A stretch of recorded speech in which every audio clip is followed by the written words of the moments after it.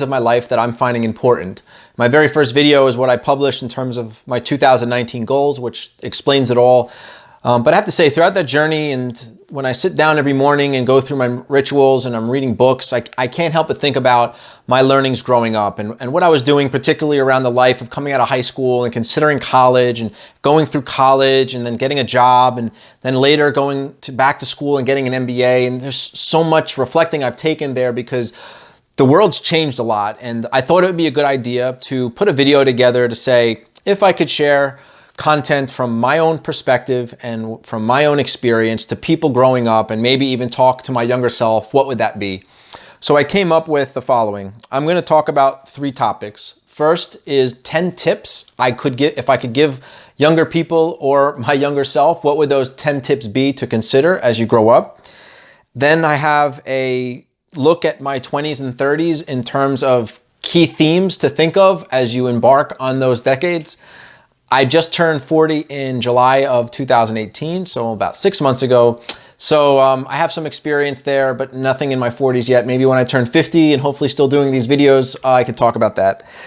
So that's point 2. And point 3 is really give some examples of people who didn't care what age they were and at a very late age in life did achieve great things and starting businesses and so on. So I thought I'd hit home with that. Okay, so the 10 tips. Let's start with tip 1 that deals with college.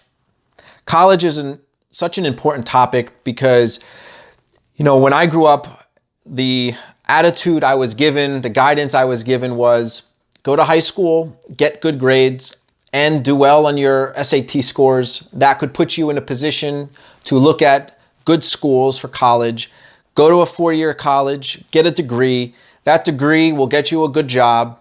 Then you get a good job, you work through the corporate ladder, you save money in a 401k and a savings account and other investment tools. Then one day you'll be able to retire, maybe you get your nice watch, and you'll be able to live off of the savings that you did over the last 25 to 30 years. Overall, that sounds like a good plan, but things are much different now, and I think people should be a bit careful and really look hard at what they're doing when considering college. First off, we all know that college is extremely expensive, and that's only going to get worse as the years go on. I have a 5-year-old daughter, and I can only imagine what college is going to cost at that age. But coming out of high school, you know, there's a couple things that are weighing heavily on people. First, they think their only avenue of getting a good job or establishing a presence in a career or a profession is to go to school, at a 4-year degree, I mean, which isn't true. Second, you feel a lot of pressure when you look at your friends and feeling like you're on a time schedule. Everyone's got to do something at a particular time in life. And if your friends are doing something and you're not, then you're going to be an outcast or you're going to look at as being lazy or a slacker. And all these things combined really put a lot of pressure on people. So the advice I would give is the following. Be careful of how quick you go to college and consider your options overall. This day and age, I think there's a lot of things people are leaving at the table in terms of the importance of experience, getting experience, the importance of having passion in what you do, the importance of your people skills and your presence, the importance of having a craft or having some kind of trade. So my point is, if I could go back in time, honestly spoken, I would say, let's take a year or 2 and really take this time when I don't have much responsibilities. In this case, I'm still living at home. Really take the time to figure out what it is you want and don't just follow what's paying the most money on TV. When I was going to college, it was 1996. Technology was so heavy. People were talking so much about the internet. In my mind, I said, I want to be where the money is. So I went to a 4-year college and I got a computer science degree. Then when I graduated college, I did get a job at a school fair from my college, and that's what started me down a career down a technology path. And I'm not saying I really regret it because it's a job that I've been doing very well in and it's been paying well and I've been meeting great people and traveling. The point is if I could do it over again, I would at least give it a try to really do some soul searching and figuring out what am I really passionate about and should I follow that particular path versus just jumping right into school. So being conscious of that, I think, is point number 1. And then for those that come out of college with a lot of student loans and you're thinking you're going to immediately get a job and start paying off those bills easy, that's not always going to be the case either. That student loan will really curb your viewpoint and really detract you from focusing on what you want to do because you are now really focused and stressed about paying off those loans and paying that bill that comes in the mail every single month. So again, I don't think there's anything wrong with really taking a moment, taking a year or two and really thinking about what you want to do in life, and doing that by either taking on some jobs, taking on apprenticeships, doing some kind of internships where you could learn, may be a good idea for sure. Second, if you do go to college, what should you really focus on is not only getting good grades, because grades are only going to take you so far. If you come into an interview with great grades and you can't carry yourself, you don't have confidence, you can't talk or communicate to people, that's not going to help either. So college is an amazing opportunity to meet people, to find yourself, to network, socialize, and really get involved. I think are great tips than focusing on just going to school and getting good grades. I know this seems weird to say, but when I went to school, I joined a fraternity because I needed to tap into a social setting because I was so focused on my grades, and I spent a tremendous amount of time on my grades. And really, that's all I focused on was how good my GPA is. I would definitely focus a lot more on working to meet people and network with people a lot more and socialize and so on. And these are just some tips. Again, I'm just trying to share from my own experience. So that was point one, is talking about college. Point two, be very conscious about when you're looking for a career, the concept of exchanging time for money. I'm an employee with a company. I've been working as an employee with a company in progressive leadership roles for over 18 years. And this is such an important thing to know, because getting paid for your time isn't always to your benefit unless you have other elements to your compensation structure. You could bust your ass for 9 hours a day and just get paid a base salary, and sure enough, once or twice a month, that same amount of money is going to get deposited into your account. Okay, that really stings, especially if you're trying to have a motivation to go above and beyond what you're doing at your job. If you know you're only going to get paid exactly what you're owed, which is always flexible every year, that's true. But again, the point I'm getting at is there's different avenues of getting compensation. So getting a base salary is one thing. If you're lucky enough to have a bonus on top of that, so every year you get a performance bonus, which may be a percentage of your salary, or it could be a fixed amount. Okay, that's a step in the right direction. Third, if you're lucky enough to also get on top of a bonus and a base salary, stock options, restricted stock units. These are things that have a value of money at a future point in time and have some kind of vesting period. But again, there's a time element to that. Ideally, we all want to have the opportunity to make money where we get paid based on the results we achieve. These are things that deal with compensation structure on commission. So here we talk about sales type jobs, or jobs where you can achieve a certain types of result for someone and get paid on that. Whether you're a marketing person, you're going to internet marketing, you're doing some kind of sales job, right? These are paid as you go based on your performance. In this day and age, there's nothing more important than producing results for people, regardless of what excuses you may find. So as you grow up and you look for different jobs to take, make sure you're finding jobs that have not only a fixed price component to your compensation, but also have a commission or percentage-based payment based on your results. And that's definitely something that will help you drive to motivate your learnings. It will motivate how you approach solving problems, and it's only going to make you stronger as you grow up. Third is sales and marketing. I wish in my career I had taken more opportunities to get involved in jobs with sales and marketing. My track in my career was implementing and leading large-scale projects that deploy software to help companies operate more efficiently. And the larger company you are and the global nature you have of your company presence around the world, yes, it's true, the more challenging this problem is to tackle and the more valuable this skill set is in the industry. But at the end of the day, I'm not producing money for the company. I'm considered a cost center. I'm considering an operating expense. So the point is, the challenge with this is I don't have as much experience as much as I'd like on the front office. What the deal is with growing the top line, okay? What it's like to deal with marketing and marketing strategies and looking at your go-to-market strategy and doing due diligence. These are such important skills. And while I'm improving my skills here by reading books and getting exposed to things going on at the company I'm at the end of the day, it's not hands-on experience. So I would highly encourage people to know the importance of sales and marketing. Don't think of sales as a grunt job where, the sleazy car salesman or whatever. It doesn't matter. Any job where you're learning how to sell and cater to customers and close deals is so important. So I would definitely take that to heart as you grow up. and go through those phases in your life of college and looking at careers for sure. At minimum, get involved with some roles where you could establish a presence and have some of that hands-on experience. Next is the theme of working for someone, not for some company. Okay, it's people that make a difference. And only the way people work together is how successful people will be in an organization, how successful companies will be with motivation and morale, etc. But definitely, and I know you've heard this a lot, finding a mentor is extremely important. If you have the opportunity and are successful enough to find someone who you look at as a mentor, someone who is doing what you'd like to do or is at a point in life where you can see yourself, latch onto that person and learn as much as you can. Now, it's not all you, okay? You just can't show up whenever you'd like and ask for friendly advice or ask someone out to breakfast or coffee. You got to bring value too. So focus on finding somebody who you can look at and have as a mentor, add value to them and see how you can help their life, help their job. And in exchange, there's nothing wrong with asking someone if they wouldn't mind mentoring you. But again, you have to bring something to the table too. So this is the point of find someone to work for and look at them and find someone you can treat as a mentor and not just look for a company to work for. Fifth, the importance of investing versus just saving.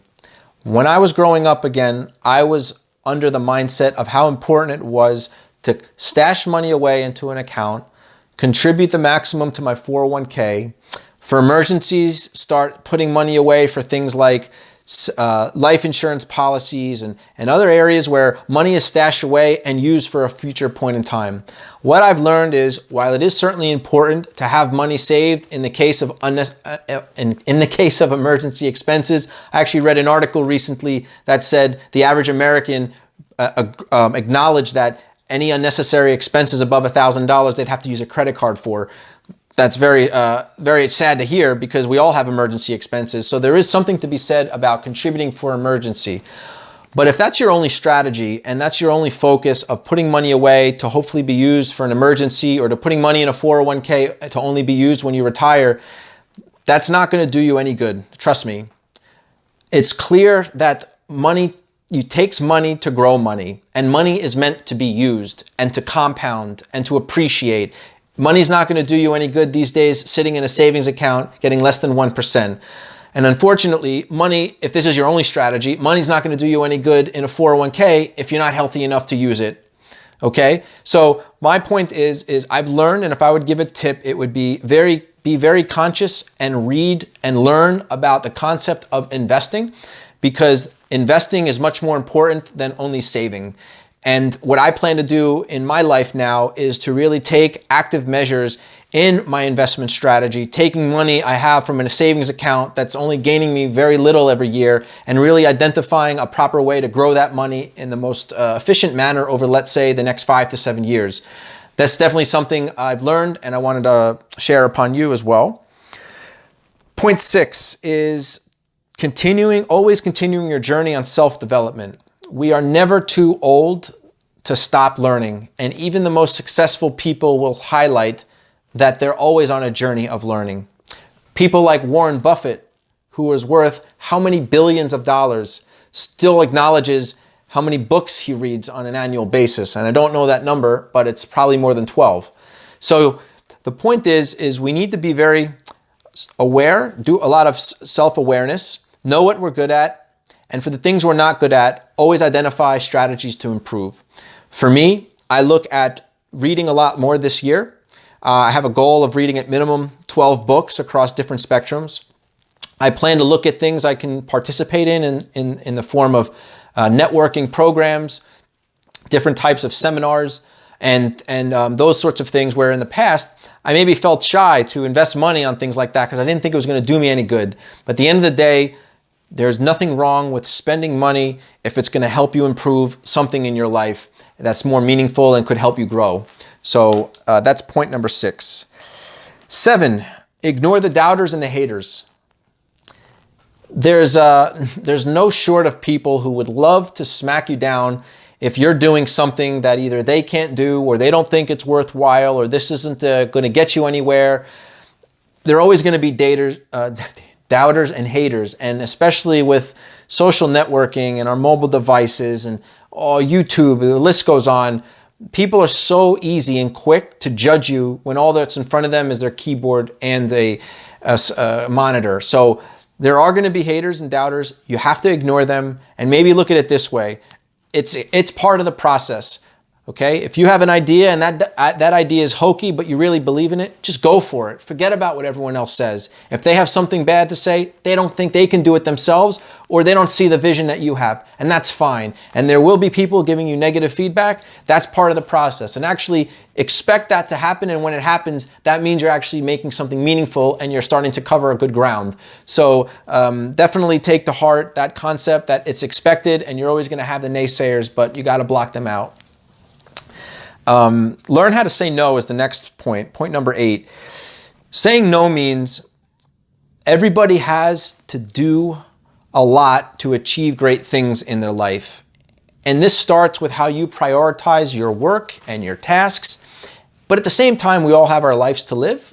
People who are married, have families, friends, they want your time. Okay, they'd like your energy. You got to know when to say no, because the more you try to appease everyone and accommodate everyone, you're going to find yourself with a long list of things that you're not achieving, and then you're going to be the one left holding the bag on goals you wish you achieved and you didn't, all the while because you're trying to appease people. And I think there's a funny video with Jim Carrey called Yes Ma'am, where I think for an entire period of time, all he did was say yes to everything that people had to say. Yeah, here we're talking about doing the opposite. And I'm trying to even improve this because I always felt bad saying no to people. I'm always trying to help and offer assistance, but this is something I'm learning more and more the importance of. Point number 9 is you're solely responsible for where you are in life and where you're going. This, I think, is really important because it's so easy to point fingers at other people for where you're not in life. It's easy to point the blame on things that were maybe done to you and why you are the way that you are. Honestly spoken, we choose how we handle every event in our life. From the moment we step out of bed, we choose the thoughts we want to have, the outlook we have, and it's completely up to us. Anyone can change. Anyone can change their mindset. And knowing that that's fully on your shoulders and completely in your control, and it's your thoughts and your feelings and your emotions that's driving your actions, should really be taken to heart, because the only thing stepping in the way of us achieving what we want is ourselves. And by ourselves, I mean the thoughts we have, the feelings we have, us thinking about what the past has been like, and I tried this before and it failed. Doesn't matter, okay? Any day you can choose to wake up, put your arms back, dust yourselves off, and tackle that day. That's something you should remember each and every day. Last but not least is a phrase I wrote called ready, fire, aim, instead of ready, aim, fire. The point here is something that deals with taking action, okay? And I had a video on this regarding what it means and methods you can do to improve being a perfectionist who may procrastinate and not take action for an extended period of time or try to have everything perfect. It touches this as well, and I think this is important, okay? It's natural for people to try to figure out the plans for everything. It's natural for people to try to have answers to all the questions before they jump in, but that's not going to be the best strategy, especially when you're growing up and trying to learn. There's nothing wrong with getting your mind set on being ready to do something, jumping in and starting it, and learn along the way. Because that's the only way you're going to appreciate what it means to have that hands-on experience. And the longer you delay to start, then the longer you're delaying your learning. And you're not going to learn if all you're doing is trying to be perfect the first time. So that's what's meant by ready, fire, aim. So those were the 10 topics that I wanted to share, the 10 tips. Hopefully that resonated a little bit with you, as again, this is really just coming from my viewpoint in life. The next thing I wanted to do, and this is really quick, but when I thought about 20s and 30s and thought about business and career, there are 4 topics or 3 topics in each category of what I would recommend and what I would offer in terms of advice. This certainly isn't holistic, right? I'm sure there's many more ideas, but this is what I had come up with. So things to think about when you're in your 20s. This is the age you want to experiment and explore. Sponge and always be constantly learning. There should be no job that's below people. There should be no job that you think is meant for somebody else, because when we're growing up, it's a great opportunity to learn as much as possible, because that's when you really appreciate what it is you find passionate, what you find you're passionate about, what you find exciting, etc. And that's what's meant with being a sponge. And the next point is what I mentioned earlier, which is make sure you find a mentor. When you're approaching and going through your 30s, here's where we are coming out of our 20s with some kind of foundation.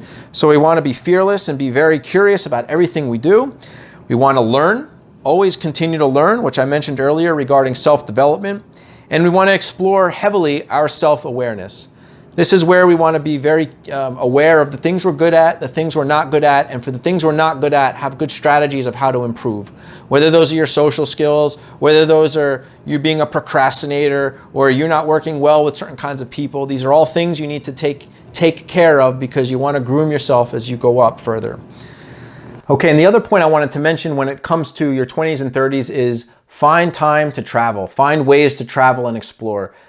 I've had the unique benefit in my career working for large companies and working on global projects to have a chance to travel to over 30 countries, spanning from Jakarta, Indonesia, to Tokyo, to Puerto Rico, and all areas in Europe. And it's been a fabulous experience. And it's something that I think I want to continue to do as I grow up, because there's so much out there. There's so many cultures and people to meet. This is definitely a big part of your journey. So travel is the one big topic to be conscious of. As I wrap things up, the last point I wanted to mention is give examples of people who realize that no matter how old you are, you're never too old to do great things in life and achieve great success and make a difference in this world. So I just jotted down 4 names that I quickly Googled, because I know there's many more examples, but let's just quickly go through those. So it's Charles Ranlett Flint, who founded IBM. He was 61 years old.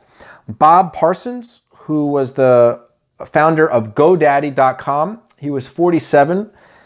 Bernie Marcus was the co-founder of Home Depot when he was 50. And last but not least, my favorite is Colonel Sanders, who is the founder of Kentucky Fried Chicken. This guy in his 60s was still driving around his car trying to sell his recipe for fried chicken. And what I read he did is he went to restaurants, he made them the chicken for them. If they liked it and it sold, he would find ways to sell them his franchise. Talk about a go-getter, and he was in his 60s. And when he was 73, I read that he finally sold the franchise to someone else. But these are just a few examples of my theme and point here, which is we are never too old. No matter what age we are, there's never an age too old to start changing your life, and knowing that we can achieve anything as long as we've got air in our lungs and we're still breathing. Okay, well, that's the last point that I wanted to highlight. I really hope this video was helpful. Again, I know that the points I mentioned were only points that were reflecting my experiences growing up, which I know is not comprehensive compared to all the different walks of life, and people may have much better or different stories, but it's my story, and I wanted to offer those insights. Maybe you can take some of the points I mentioned back to analyze where you're going in your journey if you're younger, but that's up to you. In the meantime, again, thanks for your attention. I wish you well, and until next time, thanks.